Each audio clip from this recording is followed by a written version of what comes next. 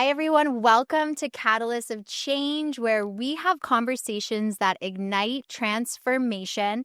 My name is Alexia, and I am so excited to be with our special guest today, Katrina, who is a multidisciplinary artist, an entrepreneur, a community builder, an extraordinary singer. Thank you. Like, how we first met was at one of her extraordinary performances. Like, I was moved to tears and was just in another dimension, like so profound. So I'm so excited to have you. Yes, thank you for having me. This is so exciting. I love this. Yeah. Me too. And one of the things that we were sort of discussing before coming on today, and I'm really excited to learn more about because I think it's such an important topic, especially when we talk about like sustainability in the future of not only fashion, but like the future of the world, right? Is what you do in your creations with clothing and with fashion. Yes. So a lot of people know you. For example, if you go on your Instagram, there's a lot about your music, which we'll get into. But I would love to start there. Yeah, for sure. So I started working, like the first job I had was in fast food, and that was the only place that would hire me. But when I realized working in these bigger corporations is that they don't recycle, they don't care for the universe. It's just money, money, money, move, move, move. And I just remember working there and being, even when I was 16, being so young, I was still an environmentalist at that time. And I remember feeling so guilty throwing things out.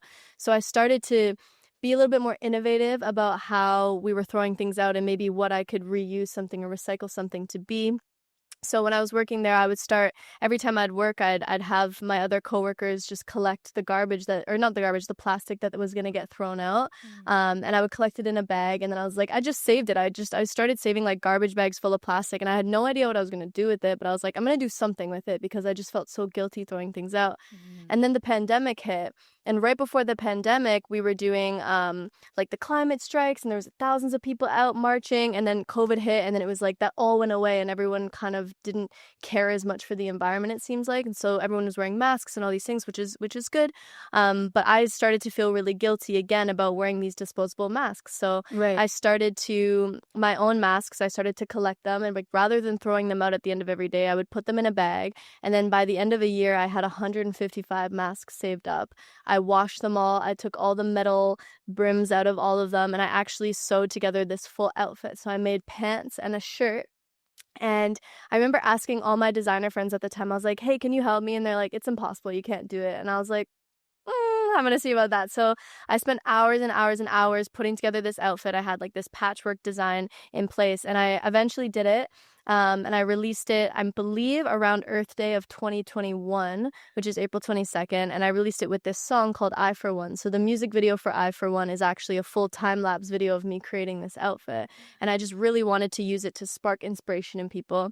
And so I made that outfit, and it was great. But again, it was kind of COVID, so it was kind of hard to get out there and show it.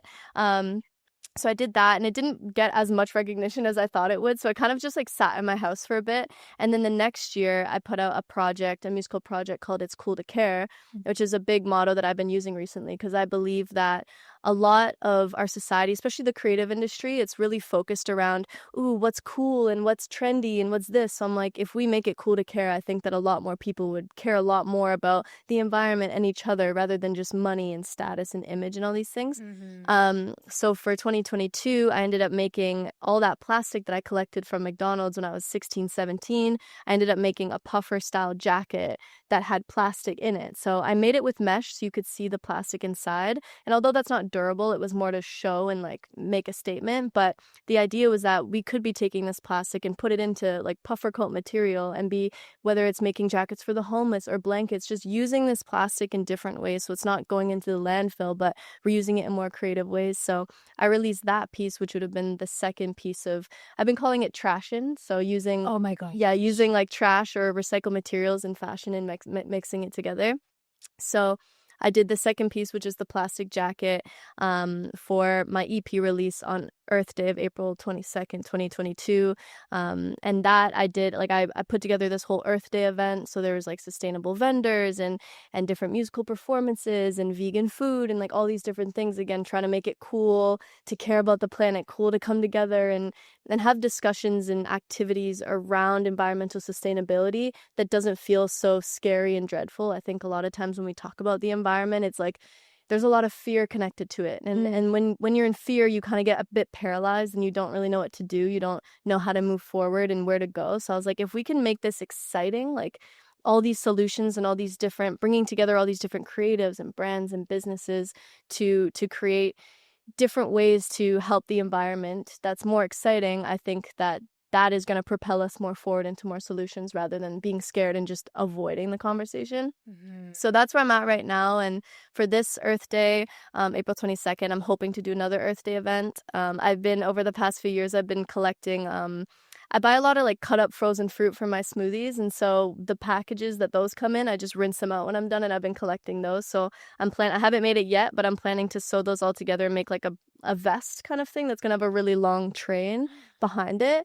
And so I've just been doing these sort of things. I've been collecting like old wires that don't work. I'm going to make a skirt out of them, like just different things. And then I eventually want to create a collection called like My Footprint, and then show like, yo, this is the garbage that I have accumulated over these years, but rather than me just throwing it out or being embarrassed or being ashamed by it, I'm repurposing it to be something that's more exciting and also gets people thinking about, oh, how can I do something like this, or how can I reuse or repurpose something to make a statement in the world. So oh my gosh, there's like so much in what you just shared.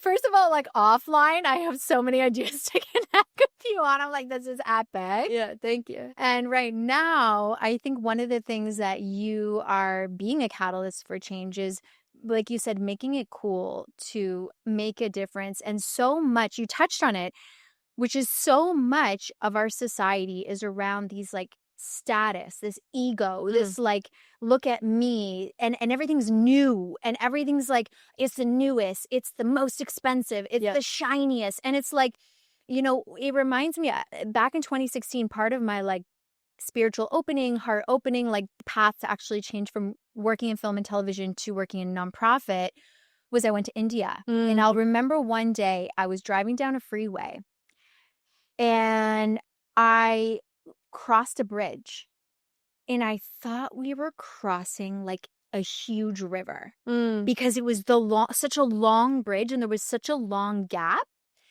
that I like, because when I saw it from my head, I was like, oh, like there's like a river coming.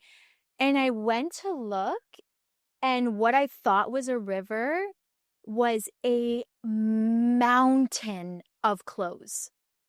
A mountain, like not a football field, like it was like like the size of what it would be like crossing the Rainbow Bridge. Like it was so huge. It was like an ocean of clothes, and I was just like, and I was actually in shock. Like I'd never seen something that magnitude in physical proximity to me. Yeah.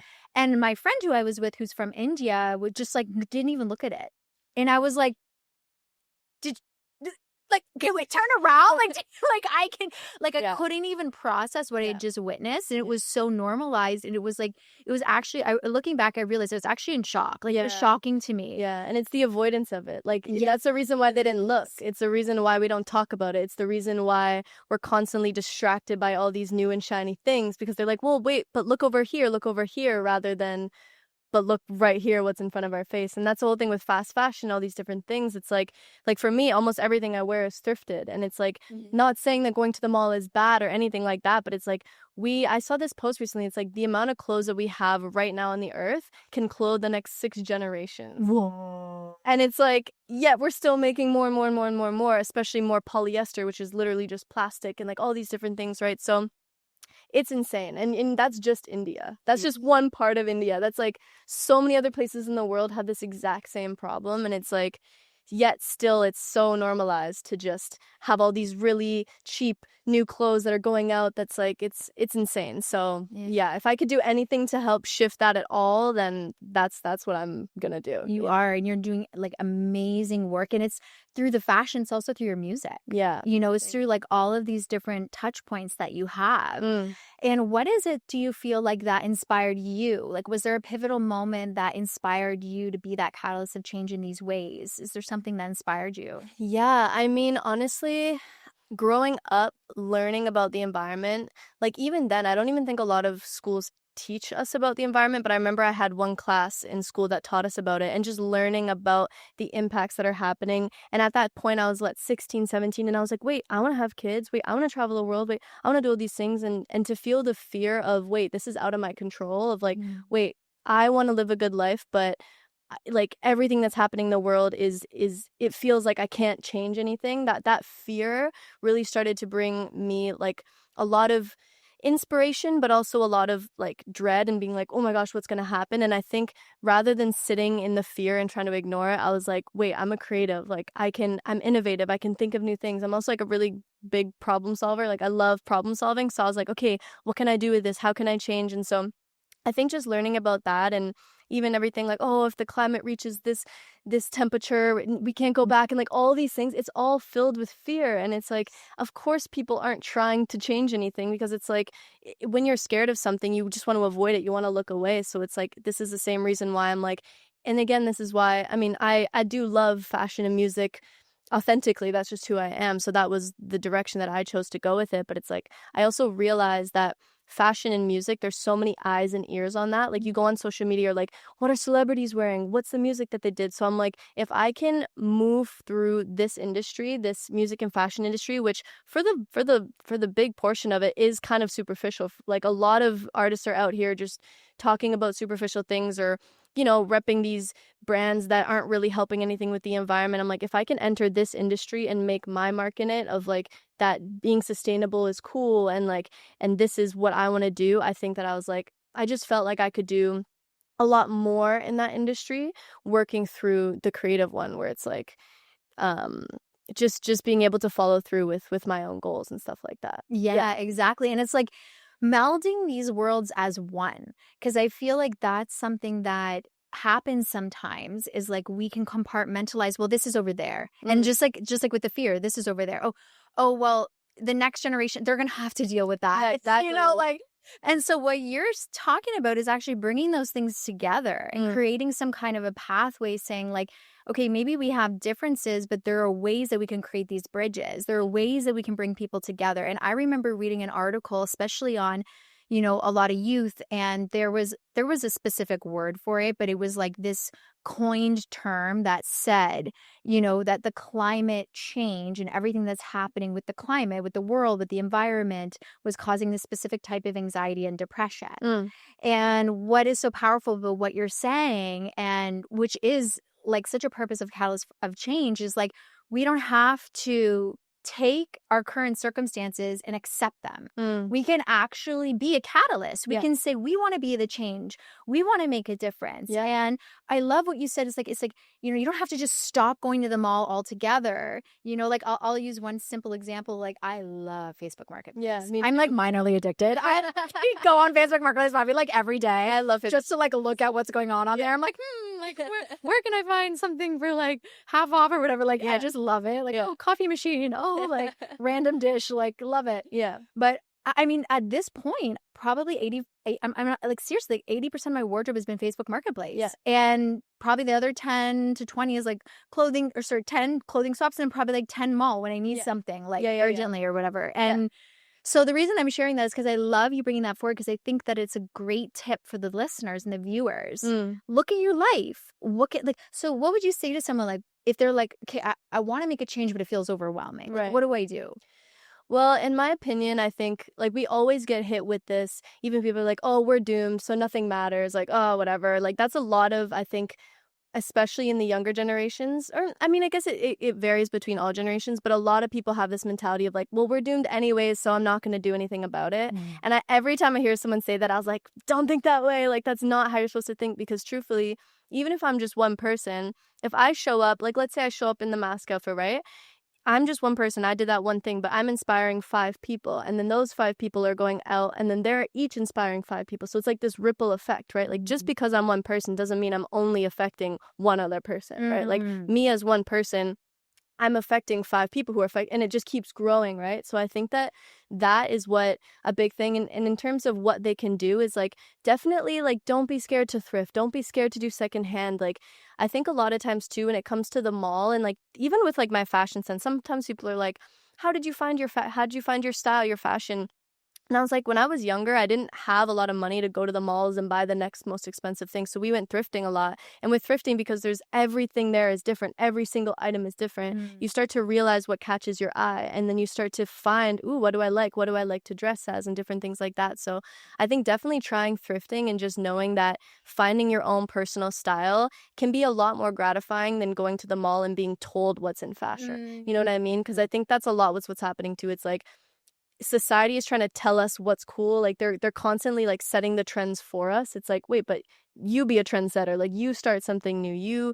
You try something new and inspire someone else to do that. You know what I mean? So definitely that, and just try your best, like in different ways. Like you can get a reusable water bottle. You know what I mean? You don't always need to be using plastic, or like even with the masks and stuff. Like I was always like, I would get a reusable mask. Like there's so many different things. And I think a lot of people think, oh, that's not really going to make a change, but it's like, at least you're doing it, and you might be inspiring others to do it, right? Like sometimes it's not about necessarily needing to inspire other people, but it's like, as long as you know you're doing it and you can even do it without caring what anyone else is going to think, I think is the most inspiring thing, because you're just being authentic to yourself, and the universe can feel that you're trying, you know what I mean? So like no matter what happens, it's like you're going to be rewarded by you just shifting a little bit to make the world a better place in whichever way that is, you know. Yeah, for sure. You kind of just mentioned it, but we have a question that we like to ask everyone. The final question, and I do want to say on the record, I think we need to have a part 2. Yeah. A more in depth, and maybe bring some of your fashion pieces, like in addition to what you're wearing. Like I just like so inspired. Anyway, so if are you open to that? Yeah. Okay. Sweet. Sure. So we could do that. And okay, so the question is, if you could be a catalyst for change, to inspire change in the world in some way, what would that be? There's so many things that we could all do, but for me personally, I do really want to use all the skills that I've developed over the years, so that be music, fashion, and community building, to make a lot more immersive experiences to bring people together. So just in the end of the day, really trying to implement it's cool to care, and just like trying to build that out as much as possible. Not like, oh, that's my brand, rep my brand. It's like, it's not even about that. It's about the actual motto itself of like us all showing up, because it's everyone, a lot of people, I think in this world, because we're constantly being told what to do, what to say, what's cool, what's not. A lot of people are just trying to find community and trying to fit in, right? And trying to, you know, so I think in the end of the day, the more people that show up and are doing good things for the environment, or making music about the environment, or, you know, implementing different political legislation or whatever that's helping, I think that the more we're like, that's awesome, and we encourage more people to be like, I see you and thank you for doing what you're doing, I think that's a big step that I want to take with my music and my fashion and just my creativity as a whole. And even for the Earth Day event I want to bring a bunch of different artists that use different mediums to express that, right? Like for me is music and fashion, but then there's also visual artists, sculptures, like all these different things. So my big thing I want to do is just continue to bring more and more people together, so that we can amplify even farther out, so that we can just continue to inspire not only within the city of Toronto, but just internationally as a whole is what my goal is to be. But also I also understand sometimes when we're making art, like sometimes I put a lot of pressure on myself when I'm making art, where I'm like, it has to be super meaningful and it has to like change the world. And so I'm also trying to find the balance of making art to express myself and also making art to change the world. There can be the balance of both, you know. Not every piece of art that I need to make has to touch on something that's like super important to the whole world as a whole. It can also just be for me, you know. So I'm also trying to find the balance with that. But long story short is just continue to bring people together through art and through creativity and innovation to unlock the ideas within their own mind, right? Because everyone has their different skills. Some people have studied science and all these different things in school. So I think the more we all come together and stop feeling like we're just doing it alone is when real change is going to be made. It's like, let's all come together and help together. It's not one person saving the planet. You know, I think that that's a big thing too. It's like one superhero. It's like, no, like we're the Avengers. We're a whole group of all bringing our own skills and our own superpowers to the table to make a change, you know? So there's not just one leader or one savior or one superhero. It's like we're all together, all there, you know? Yes, I love that. And it gets so empowering just to even hear that. It's like we all have that power within us, and we can bring it out to change the world. Yes, exactly. Yeah. So thank you. Thank you for being with us. And we want to thank you so much for being a catalyst of change and inspiring that change in the world in so many ways that you do. Thank you. You too. Thank you. And we want to also encourage all our listeners and our viewers to check out Catalyst of Change episodes. Check out Katrina on all her social platforms, which will be tagged. You can like, comment, and share your feedback on this episode below. Stay tuned for our part 2. And we're just so excited to have you and continue going out there in the world and being catalysts of change. Yay! Woo! Love it. Yay! Perfect. Thank you.